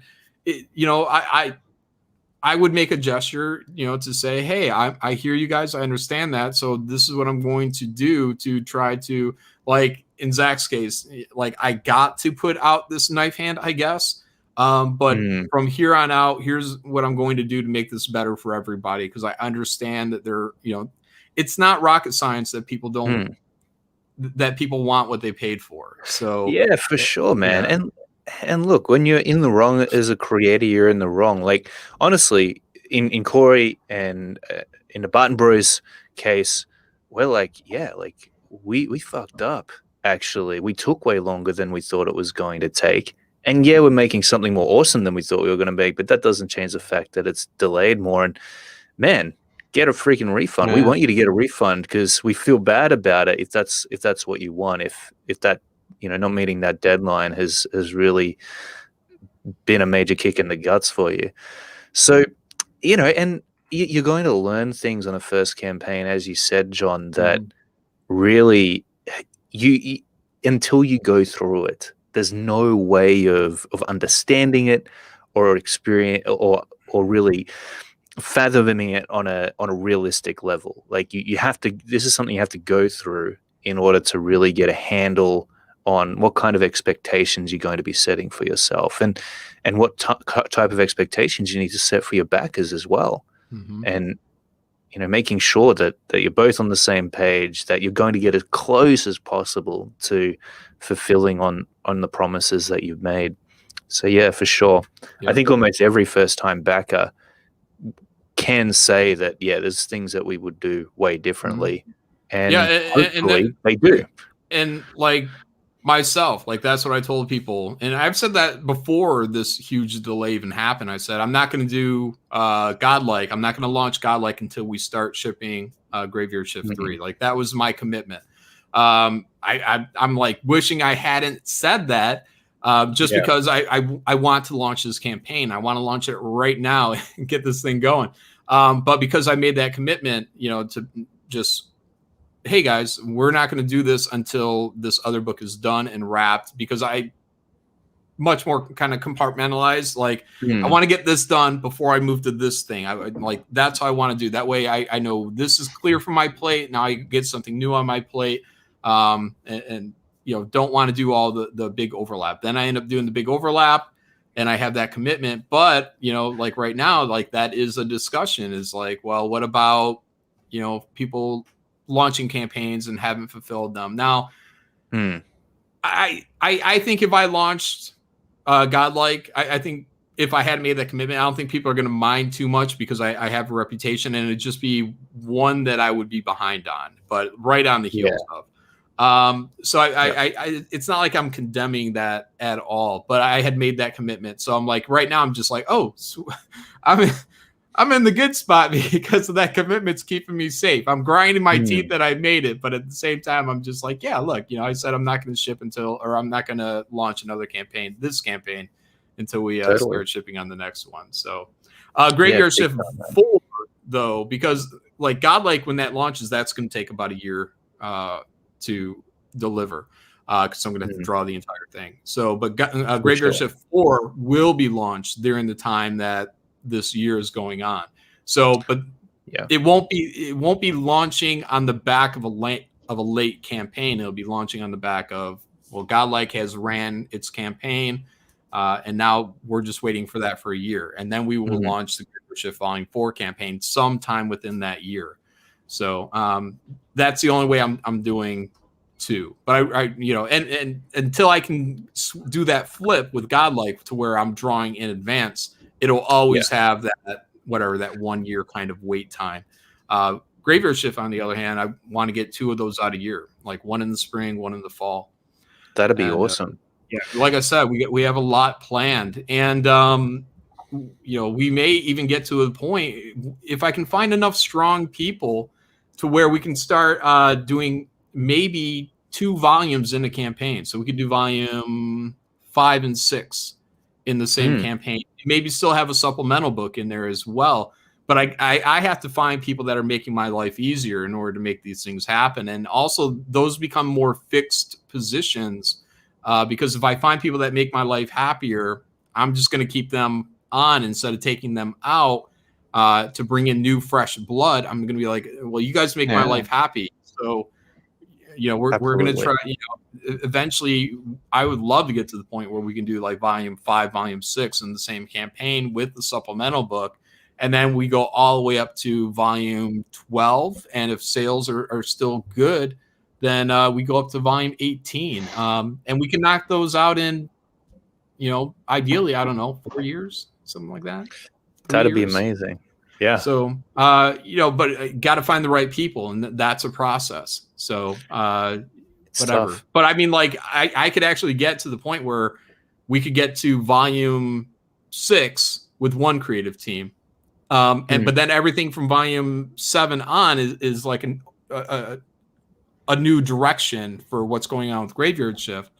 So like I could actually have, theoretically, I could have volume 4, 5, 6 in production and simultaneously start getting volume 7, 8, 9 in production. So it could be like bam, bam, bam, bam, bam, bam, bam, bam, bam, and just start really unloading these volumes on people on 2 times a year. But more than 6 months, 7 months, maybe a year's worth of material in every campaign. If you count 20 pages is a month of material. So for every 20 pages, I mean, we could be having 2 volumes going at the same time, plus a supplemental, which is 50 pages in the supplemental alone. Actually, the one we're doing now, I think it's like 60 pages. It's like 20 of Rob Arnold's story, 20 pages of my story, 20 pages of Narwhal's story. So it's 60 pages in supplemental. That's incredible. Wow. So in the following volumes of Graveyard Shift, do you think that you'll change up the team of people working on it? Will there be some people that are working on Graveyard Shift 3 that you bring over into Graveyard Shift 4? Like supplemental wise? Well, yeah. Because like for the main book, I want to have just one person doing that, at least up to volume 6. That's what I was saying. I could have simultaneously, like I could be working up to volume 6, but I could have 7 in production, 8 in production with another team. So awesome. that way we're not burning one person out for, hey, can you commit 5 years of your life to just drawing this book? So totally. I would like to be able to get it to that point, but I don't know if we can actually do that. It's going to take a lot of money, a lot of investment, and each time is a risk. Like the more that I spend, if I do the next crowdfund and there's no return for whatever reason, if there's no return on that, then like all the money I would have spent for that campaign would have just been thrown out the door. So, and talking tens of thousands of dollars to work in advance of a project. So. Yeah, for sure. I saw someone, I think it might have been Nat, saying that, they're happy to wait for Godlike because it'll be great. And there is, I think, a lot of backers who, and I'm definitely one of them. Like, I'm not, and I know this is quite different to certain backers, I'm not super worried about deadlines as long as I get some updates and as long as I get a kick-ass book. If you're going to give me a way more kick-ass book and delay the project, do it.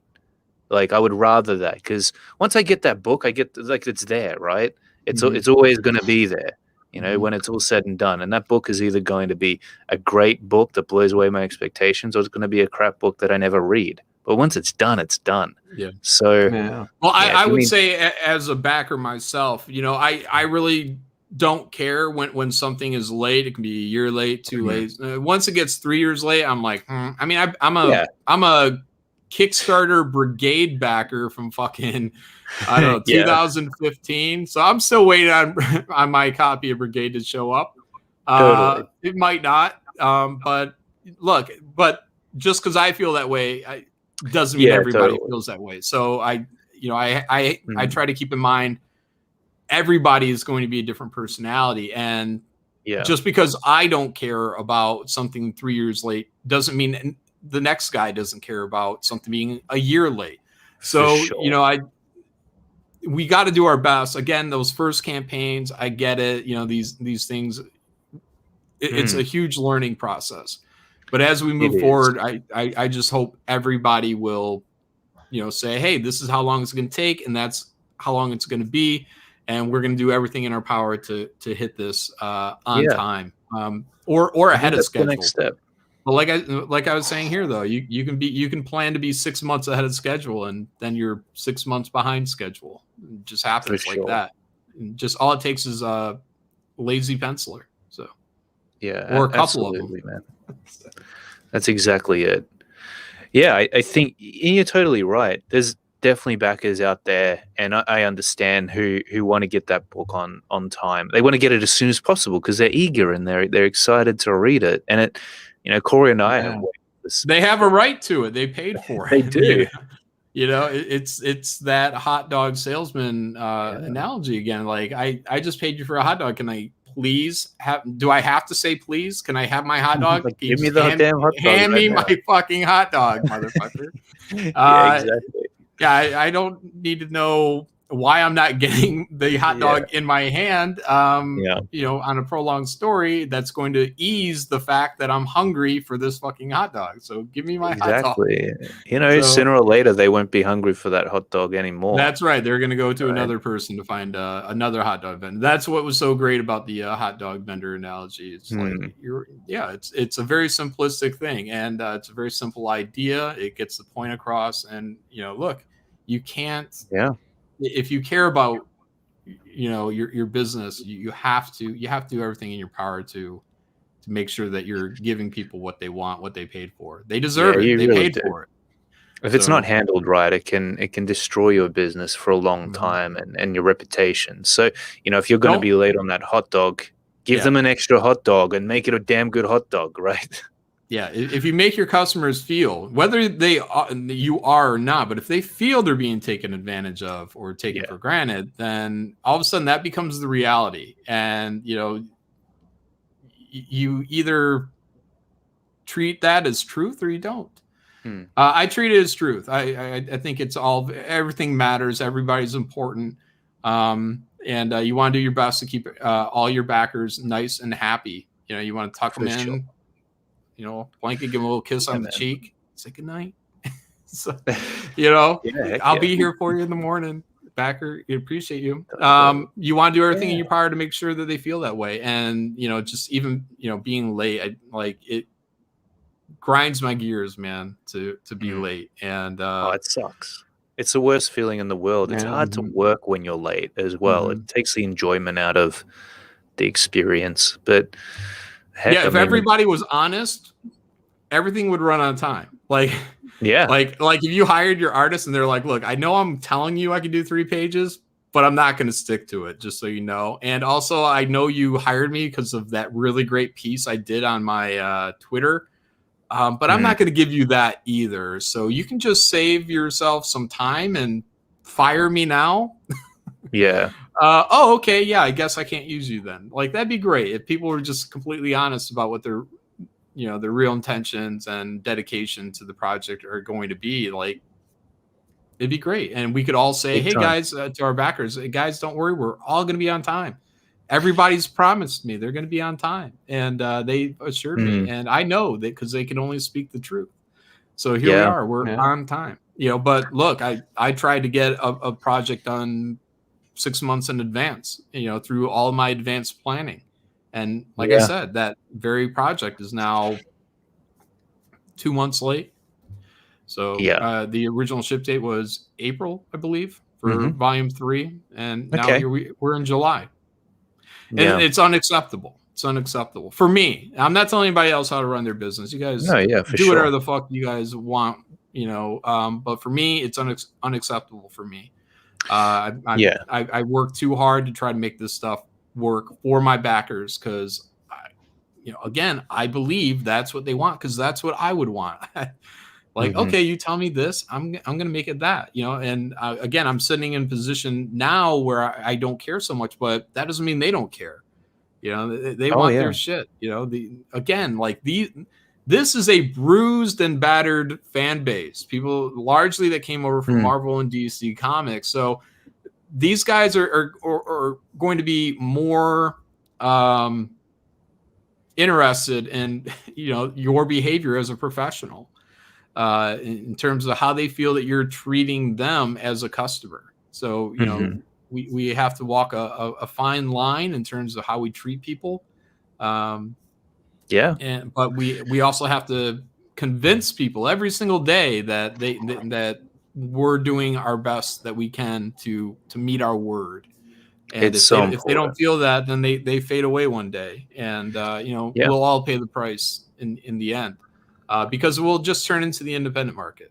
There'll be a few people out there that'll still do well, but well isn't good enough. How great could you be doing? I remember Rob Liefeld would always be like, "Hey," people would be like, "That movie sucked," and he's like, "That movie made $50 million."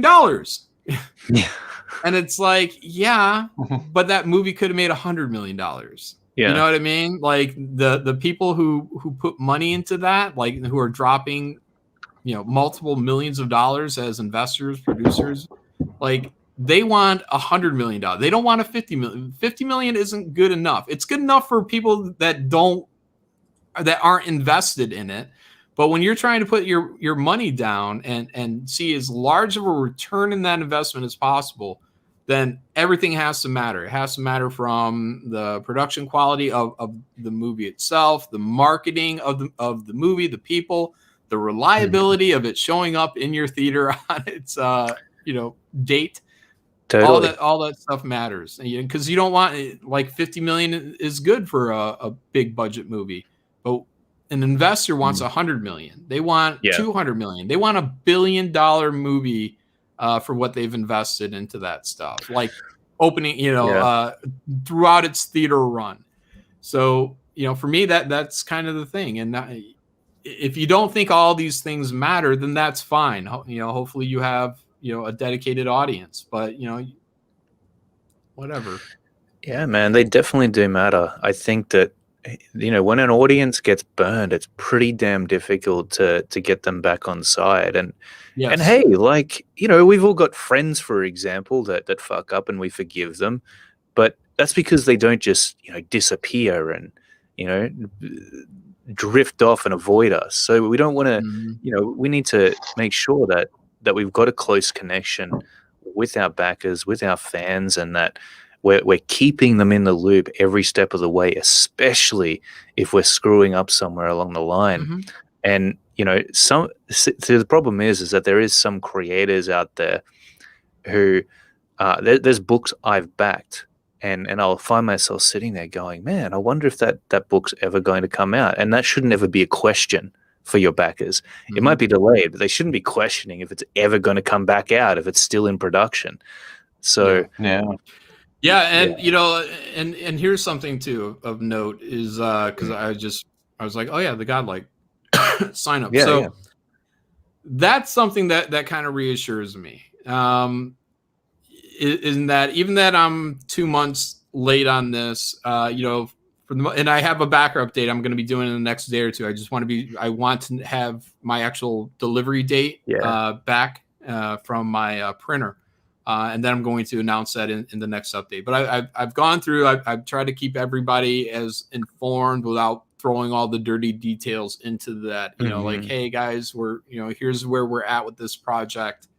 So this mailing list here, we have 2,000 signups on it now. So that to me is telling. It's saying, hey, we're your customers, John, but we think that you're doing right by us. So I see 2,000. And that's what we had for Graveyard Shift Volume 3. So if Godlike well, I mean, it's going to be up for another 3 more weeks. I could have more signups than Graveyard Shift Volume 3 for Godlike. So yeah, man, that's pretty incredible. And I'm grateful to everyone who's gone in there and signed up on here. Oh, and by the way, guys, if you haven't, please do, because you get you'll get a secret perk that will save you some money, and it'll have a exclusive foil trading card of one of the main characters in it. So, and that card is going to be wanted and sought after. So, just like I said, like a Graveyard Shift source book, we'll eventually be doing like a Godlike source book as well. And this is going to be the one card you're not going to be able to get in your sleeve if you don't sign up. So you have to sign up and then purchase one of maybe 2 secret perks to get that card. And that card will be built into both perks. So you find whatever works for your budget. Dude, that's so cool. That's great. I'm happy. But I don't take any of this stuff for granted. I don't take any of my customers for granted. I again, like, missing my deadline for me by 2 months for all the planning and that I had done, it's unacceptable. And you know, that's why, you know, the creative teams are changing, and because I got to find people that I can believe in to get the work done. For sure, man. People you can trust. Yeah. So it looks like customers are still on my side. I'm happy with that. And you know, the possibility of Godlike being $100,000 to $150,000 campaign is pretty well. I've left enough of the fucking maelstrom here to you know, say, all right, well, I think I'm going to put the supplemental back in, and I'm going to do Visions 2 now. So it has real potential to go somewhere between 100 and 150. And if it went beyond that, then fuck yeah, man. You know, I'll come up with new stretch goals to try to make it happen. And you know, it would involve more production stuff. Like, you know, I have ideas. I just don't know what I can afford right now. So, I mean, that's the reason to make a great stretch goal is like, hey, we have a year to do this. Maybe we take the supplemental and we throw in another 20 pages, or what I was thinking was actually a 0 issue. You know, like, wouldn't that be a cool thing? Like, hey guys, if we get to, I don't know what number, 200,000, 250, like, I'll pay for another 20-page 0 issue floppy that goes to everyone for free. That'd be incredible, man. Yeah, I mean, there's a lot of possibilities. So thanks to people that have signed up on here and made this thing. You know, the message to me is like, hey, it's all right. But I'm glad that the audience is forgiving, but it's not all right to me. So all my books, everything. Graveyard Shift is great because now we're at the point where it has to be done in order for it to be launched. So, well, not it has to be finished by the time the campaign ends is the agreement. So you only have like a 2, maybe 3 month wait, something like that. If you're in the States, it's going to be really quick turnaround. Absolutely. So everyone's good and fine on that. And, you know, so should be no more delays in Graveyard Shift. And I'm happy for that. So, but it may mean that it may take more time in between the campaigns until I have a solid team working on this stuff, you know, for daily. Sure. So, but you know, that's trying to make sure everybody is happy and that my backers know that I'm doing everything in my power to meet their needs in terms of timely delivery. And then next step is to get Godlike in that same position by volume 2 or 3. So 100%. Speaking of Godlike, let's take a look at the Godlike trailer, because that's what you've all been waiting for, right? We've got a lot of viewers tuning in today. I think this is the most we've ever had. So thanks everyone for hanging in there and chilling out with us. Ton of value being dished out by Jon Malin today. Let's check out the Godlike trailer. Yeah, this is a teaser trailer, by the way. So there will be a real trailer when we get to it. Nice. I want to see more. There will be more.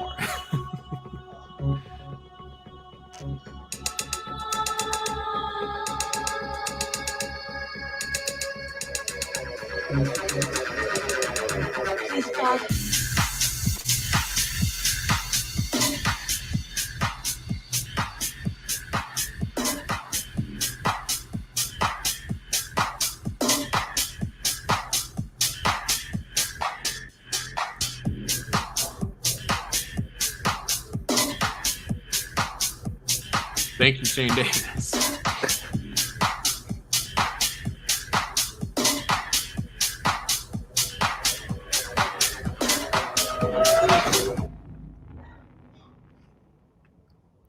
Sweet. That's awesome. Yeah, it's going to be a great book, guys, and I'm authentically excited for it. I'm so happy. Like right now, I'm drawing pages that are going to be on the campaign. You know, these double page spreads. I was going to draw because like with double page spreads on Indiegogo, they get shrunk down really small. So I was like, I need to do one big regular page, whether it's in the book or not, just so it'll keep an impact. And I was drawing it, and then I'm like, this thing's gonna look really great as a double page spread. So then I just extended it. I was just like, all right, we're gonna get 3 double page spreads on the campaign and that one wide promo image. So yeah, we'll see how it does with just 3 double page spreads, I guess. But I was just like, the design was just like popping in my head. I was like, I gotta make this a double page spread. So man, that's awesome. Yeah. So how excited you are. Yeah, and that's why it's also going to be a little bit difficult for me right now to say this thing's going to be 50 pages. It might be 60 by the time it's done. So yeah, you know, I'm going to do whatever it's going to take for it to be a felt story. So when you close it, you're going to have some kind of hopefully an emotion going on during that. So I'm doing as much as I can to keep that double, and by double page spread, there's still panels going on, but it's designed as across 2 pages. So it's not just like one big splash image every 2 pages. That's not the case. So just designed a little bit like if you guys check out Will Spartacio's kind of Heroes Reborn layout design, that's where I'd like to be doing. I don't know if I have that skill to do what Wills does, but it has really great negative space with the paneling, and yet it's still really clear to read. But it's just fun when he goes full double page spread with like 3 panels on there. For sure, man. Dude, I'm really loving the comic books coming out of Comicsgate. Like, I know we're still working out some things in terms of, you know, timely fulfillment, but when you do get these books in your hand, like Monster MD, for example, is just such a kick-ass book. Graveyard Shift is awesome. It's Cyberfrog, obviously. You know, there's so many, and they all have these really interesting stories that are different from the mainstream. And Godlike, it just looks like it's bringing back the 90s, man, with the character design and the action. Like, you get a real feel for that. You get the blood rushing through your veins when you watch that trailer, even though it's just a teaser, right? And to hear you talk about it with that passion and excitement, that alone tells me it's going to be a great book, because it'll be the book I die on when you're drawing it. That's what I'm telling people. It'll be the book that I die on. So well, hopefully I don't die. Yeah. I'd like to be immortal, but you know, when I get going on this, there's really not a whole lot more that I want to be doing, unless it was like a Pit Ruiner book with Dale Keough. So, yeah, like I'd sidestep and do you know, half of that book with Dale Keough, but I don't think that's gonna happen. But yeah, man, this is where I want to be, working on this and pouring everything I have into this, and also overseeing for sure this project with its supplemental, the Visions book, which is like kind of its own little floating entity, and got Graveyard Shift, and making sure all these projects are, you know, running smoothly and backers are happy. But yeah, Visions, like, that's something that I can do in different campaigns. I probably won't do one for the next Graveyard. The Graveyard Shift has so much material like ready now. Like the supplemental stuff is like already in full gear. It's the main book. Like, I need to get the main book. I need one artist that's solid working on this main book so I can get this thing going. But the supplemental stuff, I already have 100 pages in progress. So that's awesome. we have Phil Diaz. He did a story. I think that's 48 to 50 or something like that. That's being drawn right now. The artist for that is doing another thing for me. He was working on before this story. He's got, I think it's 26 pages done of that one, and then it'll be like another 26 pages when he wraps Phil Diaz's story. So yeah, there's Awesome. like 100 pages of supplemental stuff in the works. So it'll be a question of how they get divvied out. Now, if we don't get, for whatever reason, a Graveyard Shift volume 4 happening timely enough, might just take those 2 supplementals and wrap it into its own campaign and be like, hey guys, this is some of the information that will help you along when we do get volume 4 out. But I'm optimistic that we will. And if I have to wait till spring to launch volume 4 just so we can keep the supplemental with it, I'll probably do that. So we'll see. Sure. We'll see. I'm playing by ear right now. Godlike is kind of the focus while these other things are working themselves out. And I'm hunting down an artist right now, a couple artists to take over the volume 3 book. So, but I need people that can move. I need people that can get shit done. And totally. there's a lot of work here to be done. And the book does well enough. It's like people could be building careers working on Graveyard Shift. It's just, are you hungry enough for it? Like, are you good enough? Are you hungry enough? Being a comic book artist is a realistic and viable job opportunity these days. So those of you out there in the How to Draw Comics community, maybe you're young, maybe you're still in your teens, and you're working hard at this stuff, know that, it's a reality. If you try and you work hard enough, that you could do it as a living, especially with the many independent creators like Jon that are coming out now and making comic books and giving like a decent, reasonable rate for the work that you do. For the most part, people get what they want.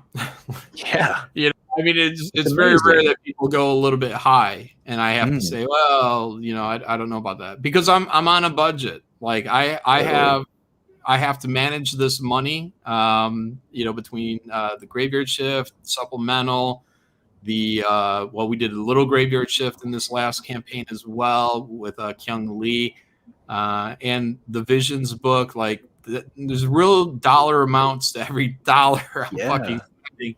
So I can't just max everybody out. I have to be like, look, this is what I can offer for this project. Now, if everything keeps continuing to be successful and I get a little bit extra money, then okay, we can see how things go.